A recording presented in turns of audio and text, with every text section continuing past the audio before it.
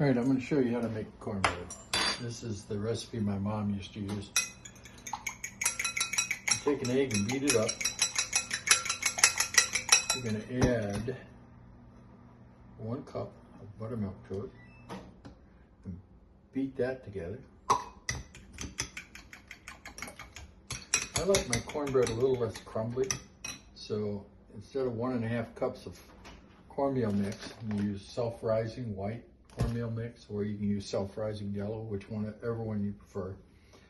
Mom used to like the white, so that's what I continue to use. I put 1.25 cups of cornmeal and then 1/4 cup of white flour, and that binds the cornmeal together a little better. So I put that in a bowl, but I don't mix this with that until my pan is hot. This is my pan. I'm going to add about 2 tablespoons of olive oil or vegetable oil, whatever you prefer, in the bottom, so that the bottom is coated. Then you put that in the oven while it's heating up for about 4 or 5 minutes. Okay? So we'll do a time lapse after we're done with this, so it has adequate time to heat up. You want that pan hot when you pour your mix in there, and that browns the bottom of the cornmeal a little better.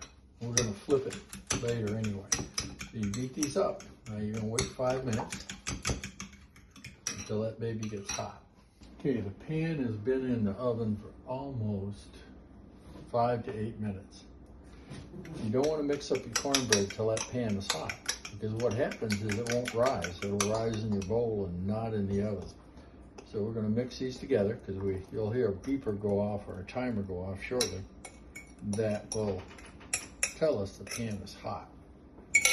We're going to mix this up, and you should be able to tell after you've made it a few times if you've got enough liquid in it. With the buttermilk, you have really thick buttermilk.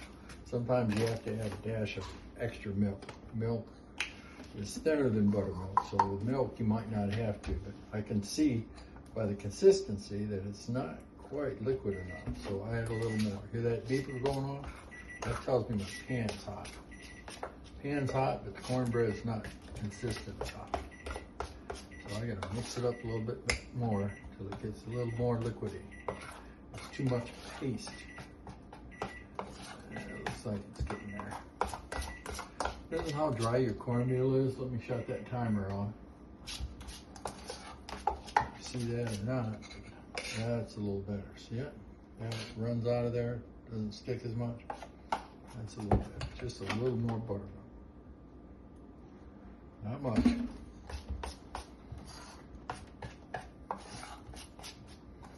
Takes about 20-25 minutes in the oven at 400. Yeah, that's about right. See it? Now it's running. Got a cooling trivet here to protect the oven top. Reach in here, that oil should be smoking. Pretty hot.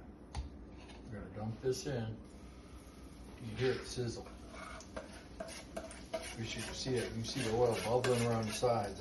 That's when you know it's hot enough. The oil is just bubbling. See that oil bubbling? Now we're going to put it in the oven for 20. It's been 20 minutes, and if you can see it, it's not really brown on top yet. It's starting to get there, but not yet. So we'll leave it on another 5 minutes and then look at it.